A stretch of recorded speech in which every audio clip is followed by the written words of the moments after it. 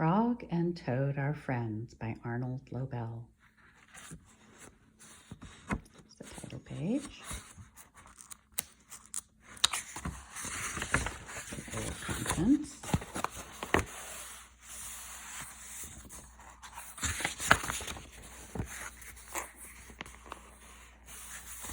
Spring. Frog ran up the path to Toad's house. He knocked on the front door. There was no answer. "Toad, Toad," shouted Frog. "Wake up, it is spring." "Blah," said a voice from inside the house. "Toad, Toad," cried Frog. "The sun is shining, the snow is melting, wake up." "I am not here," said the voice. Frog walked into the house. It was dark. All the shutters were closed. "Toad, where are you?" called Frog.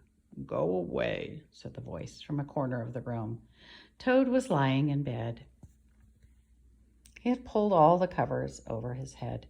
Frog pushed Toad out of bed. He pushed him out of the house and onto the front porch.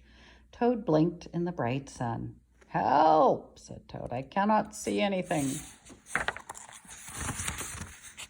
"Don't be silly," said Frog. "What you see is the clear, warm light of April, and it means that we can begin a whole new year together." "Toad, think of it," said Frog. "We will skip through the meadows and run through the woods and swim in the river.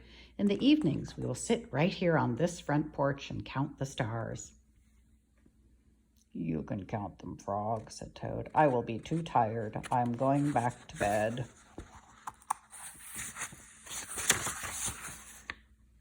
Toad went back into the house. He got into the bed and pulled the covers over his head again. "But Toad," cried Frog, "you will miss all the fun." "Listen, Frog," said Toad. "How long have I been asleep?" "You have been asleep since November," said Frog.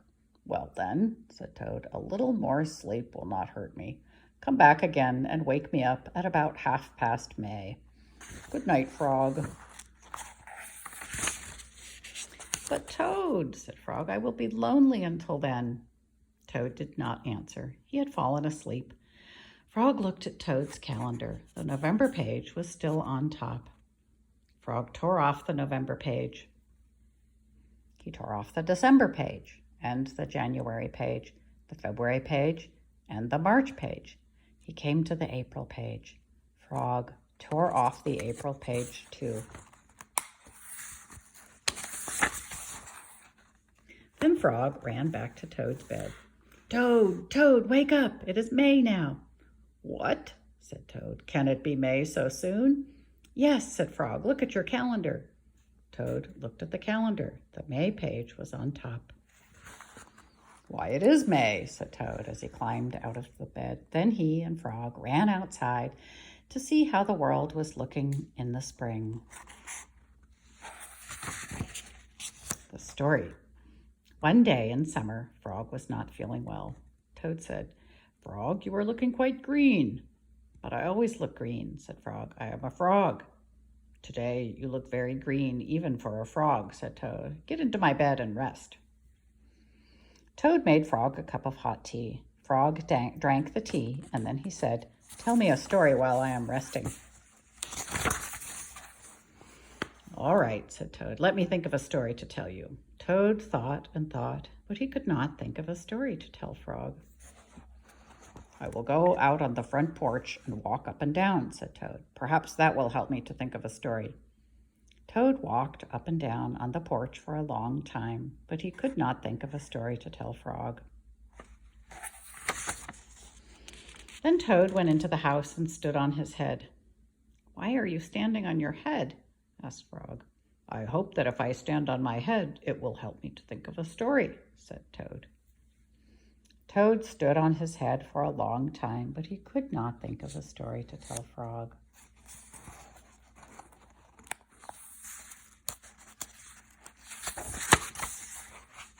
Then Toad poured a glass of water over his head. "Why are you pouring water over your head?" asked Frog. "I hope that if I pour water over my head, it will help me to think of a story," said Toad.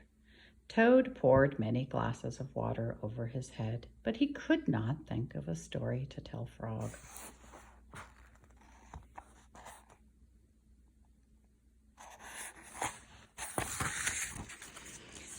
Then Toad began to bang his head against the wall. "Why are you banging your head against the wall?" asked Frog.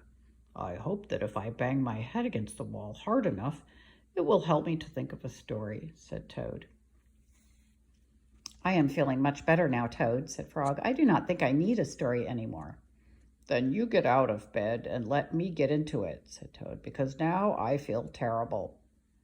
Frog said, "Would you like me to tell you a story, Toad?" "Yes," said Toad, "if you know one."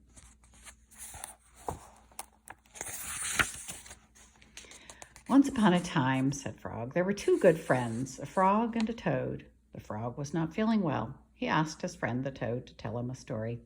The toad could not think of a story. He walked up and down on the porch, but he could not think of a story. He stood on his head, but he could not think of a story. He poured water over his head, but he could not think of a story. He banged his head against the wall, but he still could not think of a story.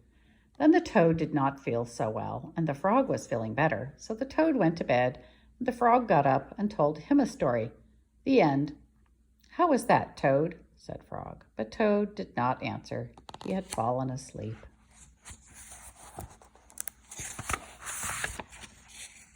The Lost Button. Toad and Frog went for a long walk. They walked across a large meadow. They walked in the woods. They walked along the river. At last, they went back home to Toad's house. "Oh, drat," said Toad. "Not only do my feet hurt, but I have lost one of the buttons on my jacket." "Don't worry," said Frog. "We will go back to all the places where we walked. We will soon find your button." They walked back to the large meadow. They began to look for the button in the tall grass. "Here is your button," cried Frog. "That is not my button," said Toad. "That button is black. My button was white."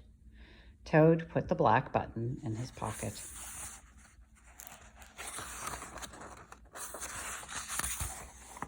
A sparrow flew down. "Excuse me," said the sparrow. "Did you lose a button? I found one." "That is not my button," said Toad. "That button has 2 holes. My button had 4 holes." Toad put the button with 2 holes in his pocket. They went back to the woods and looked on the dark paths. "Here is your button," said Frog. "That is not my button," cried Toad. "That button is small. My button was big." Toad put the small button in his pocket. A raccoon came out from behind a tree. "I heard that you were looking for a button," he said. "Here is one that I just found." "That is not my button," wailed Toad. "That button is square. My button was round." Toad put the square button in his pocket. Frog and Toad went back to the river. They looked for the button in the mud. "Here is your button," said Frog. "That is not my button," shouted Toad. "That button is thin. My button was thick." Toad put the thin button in his pocket. He was very angry. He jumped up and down and screamed, "The whole world is covered with buttons and not one of them is mine." Toad ran home and slammed the door. There on the floor, he saw his white, 4-holed, big, round, thick button. "Oh," said Toad, "it was here all the time. What a lot of trouble I have made for Frog."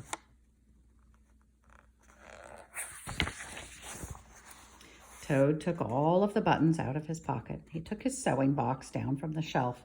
Toad sewed the buttons all over his jacket. The next day, Toad gave his jacket to Frog. Frog thought that it was beautiful. He put it on and jumped for joy. None of the buttons fell off. Toad had sewed them on very well. A swim. Toad and Frog went down to the river. "What a day for a swim," said Frog. "Yes," said Toad. "I will go behind these rocks and put on my bathing suit." "I don't wear a bathing suit," said Frog. "Well, I do," said Toad.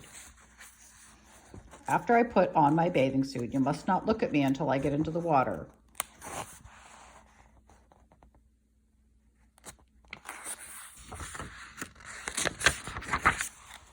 "Why not?" asked Frog. "Because I look funny in my bathing suit, that is why," said Toad. Frog closed his eyes when Toad came out from behind the rocks. Toad was wearing his bathing suit. "Don't peek," he said. Frog and Toad jumped into the water. They swam all afternoon. Frog swam fast and made big splashes. Toad swam slowly and made smaller splashes. A turtle came along the riverbank. "Frog, tell that turtle to go away," said Toad. "I do not want him to see me in my bathing suit when I come out of the river." Frog swam over to the turtle. "Turtle," said Frog, "you will have to go away." "Why should I?" asked the turtle. "Because Toad thinks that he looks funny in his bathing suit, and he does not want you to see him," said Frog.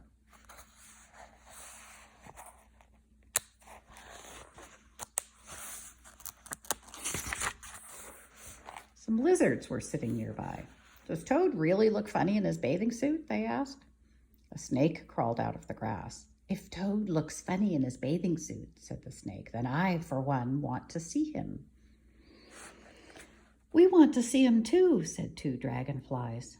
"Me too," said a field mouse. "I have not seen anything funny in a long time." Frog swam back to Toad. "I'm sorry, Toad," he said. "Everyone wants to see how you will look." "Then I will stay right here until they go away," said Toad. The turtle and the lizards and the snake and the dragonflies and the field mouse all sat on the river bank. They waited for Toad to come out of the water. "Please," cried Frog, "please go away." But no one went away. Toad was getting colder and colder. He was beginning to shiver and sneeze. "I will have to come out of the water," said Toad. "I am catching a cold."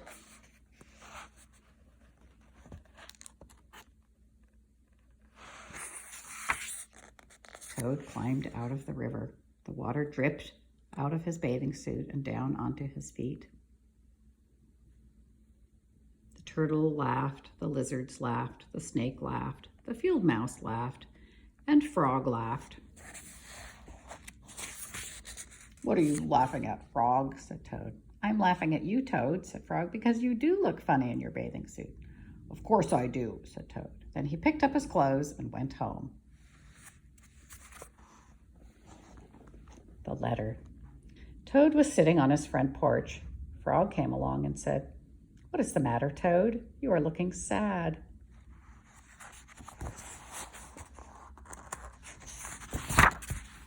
"Yes," said Toad, "this is my sad time of day. It is the time when I wait for the mail to come. It always makes me very unhappy." "Why is that?" asked Frog.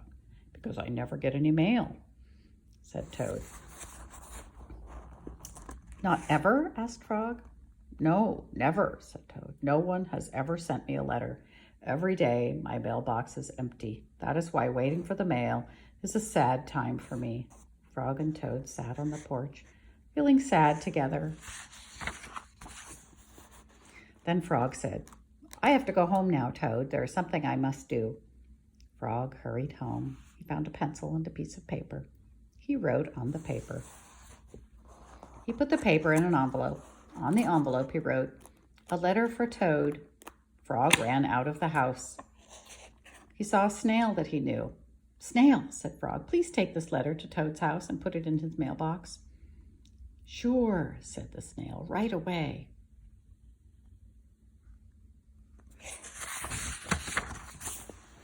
Then Frog ran back to Toad's house. Toad was in bed taking a nap.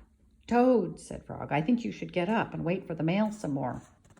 "No," said Toad, "I am tired of waiting for the mail." Frog looked out of the window at Toad's mailbox. The snail was not there yet. "Toad," said Frog, "you never know when someone may send you a letter." "No, no," said Toad, "I do not think anyone will ever send me a letter." Frog looked out of the window. The snail was not there yet. "But Toad," said Frog, "someone may send you a letter today." "Don't be silly," said Toad. "No one has ever sent me a letter before, and no one will send me a letter today." Frog looked out of the window. The snail was still not there. "Frog, why do you keep looking out of the window?" asked Toad. "Because now I am waiting for the mail," said Frog. "But there will not be any," said Toad.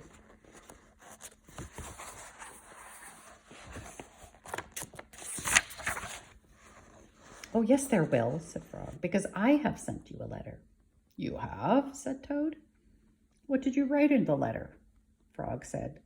I wrote, Dear Toad, I am glad that you are my best friend. Your best friend, Frog. Oh, said Toad, that makes a very good letter. Then Frog and Toad went out onto the porch to wait for the mail. They sat there feeling happy together. Frog and Toad waited a long time. 4 days later, the snail got to Toad's house and gave him the letter from Frog. Toad was very pleased to have it. The end.